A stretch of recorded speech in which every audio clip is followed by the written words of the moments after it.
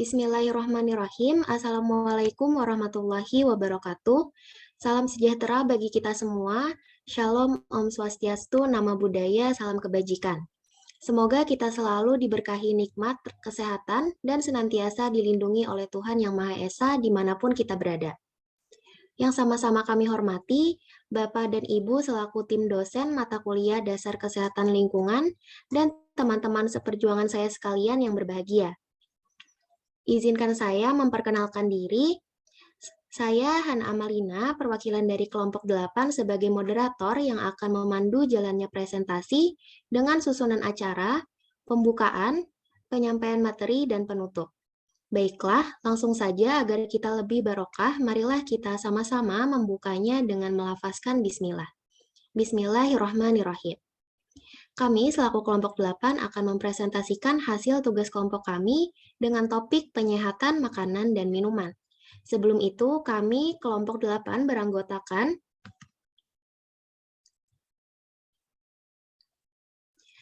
Ahmad Muhardan, Indah Purnamasari, Hana Amalina, Hafisa Ermianti, Maulidiva Natasha, Monika Septria Marpaung, dan Nurhaliza Rahmah.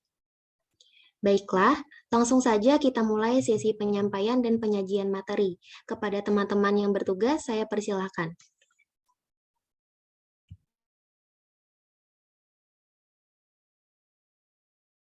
Baik, terima kasih atas kesempatan yang telah diberikan oleh moderator.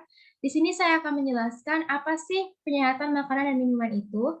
Penyehatan makanan dan minuman merupakan upaya untuk mengendalikan faktor makanan, orang, tempat, dan perangkat yang dapat menjadi penyebab timbulnya penyakit atau masalah kesehatan. Selain dilihat dari hidangan yang disajikan dengan bergizi dan elegan, kualitas alat makan dan minuman juga berperan penting dalam kesehatan. Makanan dan minuman yang terkontaminasi dapat menimbulkan berbagai penyakit.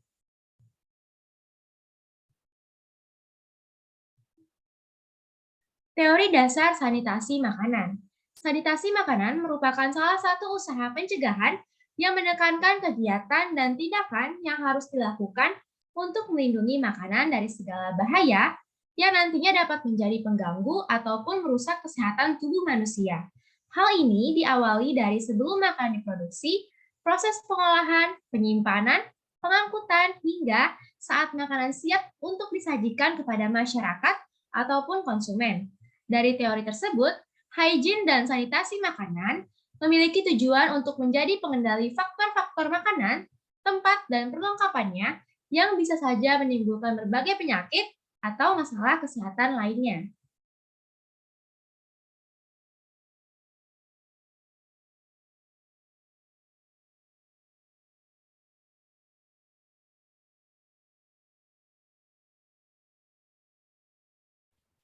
Prinsip penyehatan makanan terdiri dari 1. Pemilihan bahan makanan, 2. Penyimpanan bahan makanan, 3. Pengolahan makanan, 4. Penyimpanan makanan jadi atau masak, 5.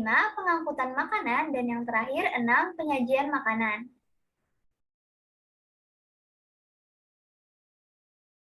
Selanjutnya, ada faktor yang memengaruhi sanitasi makanan dan minuman. Menurut Peraturan Menteri Kesehatan RI nomor 109-Menkes-Per-6-2011, sanitasi makanan merupakan usaha pencegahan yang menitikberatkan kegiatan dan tindakan yang perlu untuk membebaskan makanan dan minuman dari segala bahaya yang mengganggu atau merusak kesehatan.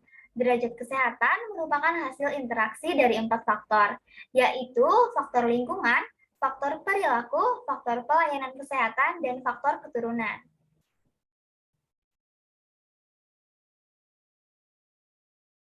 Kontaminasi makanan.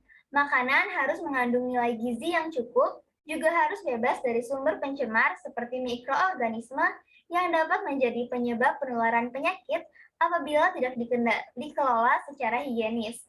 Jika mengonsumsi makanan dan minuman yang tidak terjamin kualitasnya, maka penyakit atau gangguan kesehatan serta keracunan akibat makanan dapat terjadi. Masalah hygiene dan sanitasi makanan sangat penting terutama di tempat-tempat umum yang erat kaitannya dengan pelayanan untuk orang banyak.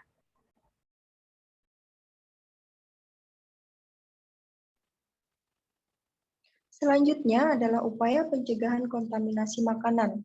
Yang pertama, menjaga kebersihan. Kedua, mencuci tangan menggunakan sabun dan air mengalir. Tiga, selalu membersihkan tempat masak dan peralatan masak. Empat, mencuci semua sayur maupun daging yang ingin dimasak dengan bersih. Lima, menyimpan bahan makanan mentah dan matang secara terpisah. Enam, memasak makanan dengan benar-benar matang. Tujuh, menjaga suhu ruangan kulkas dan suhu ruangan. 8. Selalu berhati-hati saat berbelanja kebutuhan makanan seperti kebersihan makanan, tempat, expired, dan lain sebagainya.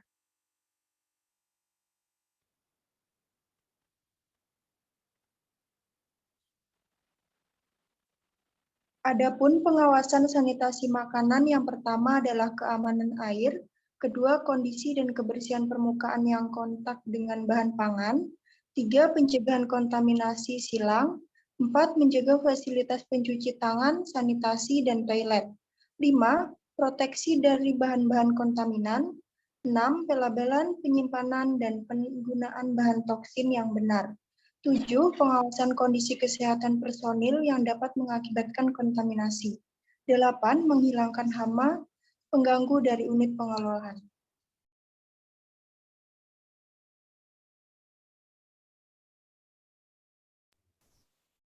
Pengaruh makanan terhadap kesehatan. Penggunaan zat aditif berupa bahan pengawet, penyedap, pemanis, maupun suplemen pada makanan dewasa ini tidak dapat dihindari untuk menjamin persediaan dan peningkatan mutu makanan.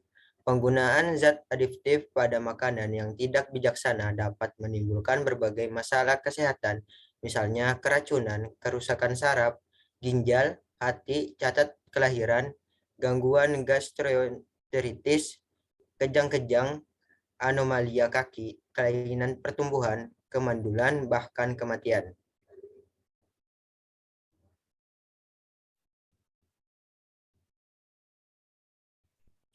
Adapun peraturan dan undang-undang pelaksanaan hygiene dan sanitasi makanan dan minuman.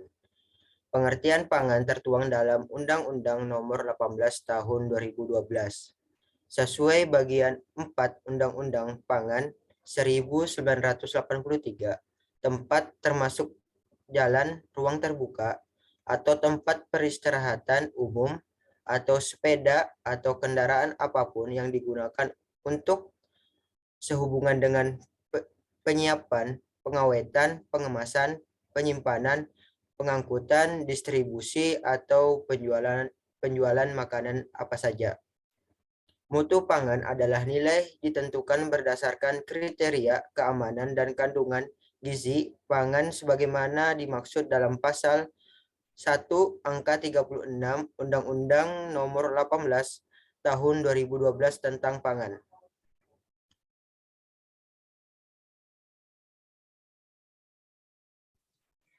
Selanjutnya, analisis masalah. Yang pertama, muntaber. Dalam berita antara news.com diketahui Dinas Kesehatan Gorontalo Utara, Provinsi Gorontalo, menetapkan kejadian luar biasa terhadap penyakit muntaber yang menimpa puluhan warga di Biau dan Tolingbula. Kasus muntaber tersebut menjadi perhatian khusus yang penderitanya didominasi anak-anak di bawah usia 5 tahun dengan gejala diare, disertai kejang-kejang dan panas tinggi. Dari tanda serta gejala yang telah disebutkan di awal, mengacu pada penyakit gastroenteritis atau yang biasa dikenal masyarakat dengan sebutan muntaber.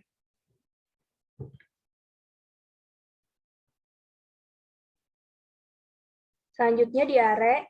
Dalam berita jawapos.com diketahui terdapat ribuan kasus diare, diantaranya paling banyak menyasar pada kalangan balita. Diare dapat disebabkan karena mengonsumsi makanan serta minuman yang kurang sehat.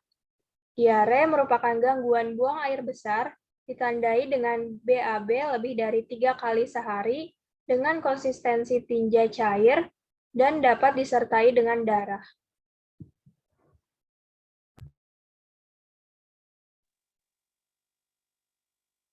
Selanjutnya, rekomendasi penyelesaian muntaber. 1. Minum sebagai pengganti cairan dan elektrolit yang hilang. 2. Jika kesulitan air bersih, maka dapat membuat sumur bor. 3. Melestarikan air bersih dan layak pakai dengan tidak membuang sampah sembarangan, penghijauan, dan menggunakan air sesuai kebutuhan. Keempat, pemberian imunisasi untuk melindungi tubuh bayi dan anak. 5. Memonitor suhu tubuh dengan termometer, mengenakan pakaian longgar pada anak, dan mengompres handuk yang dibasahi air hangat 30 derajat Celcius, lalu dilapkan seluruh badan, serta memberikan obat penurun panas atau obat-obatan dengan resep dokter. Selanjutnya, rekomendasi penyelesaian diare. 1. Memakan makanan dari bahan makanan yang segar. 2. Menjauhi makanan yang diragukan kebersihannya dan tidak meminum air keran. 3. Memperhatikan cara mengelola makanan dan minuman dari cara memasak sampai proses penyimpanan. 4. Menjaga kebersihan dengan selalu mencuci tangan. 5. Selalu menjaga kebersihan lingkungan, khususnya dapur dan toilet atau kamar mandi. 6. Hindari menggunakan handuk atau peralatan makanan yang sama dengan lainnya.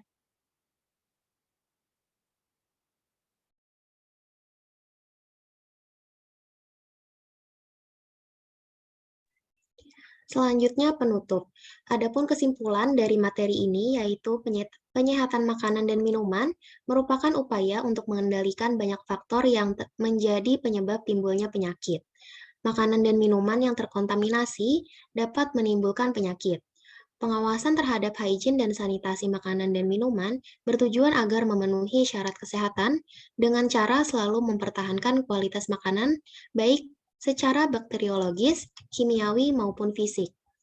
Adapun saran dari tulisan ini, berdasarkan hasil tulisan ini diharapkan agar para pembaca dapat meningkatkan pengetahuan dan wawasannya mengenai penyehatan makanan dan minuman. Baik, terima kasih kepada teman-teman sekalian atas penyampaian materi yang luar biasa. Maka sampailah kita di akhir presentasi. Marilah kita tutup dengan sama-sama membaca hamdalah. Alhamdulillahirrabbilalamin. Demikian presentasi yang dapat kelompok kami sampaikan. Saya selaku moderator memohon maaf jika terdapat kekurangan selama presentasi berlangsung. Dan saya ucapkan terima kasih atas perhatiannya kepada Bapak dan Ibu tim dosen mata kuliah Dasar Kesehatan Lingkungan. Wabillahi taufiq wal hidayah. Wassalamualaikum warahmatullahi wabarakatuh.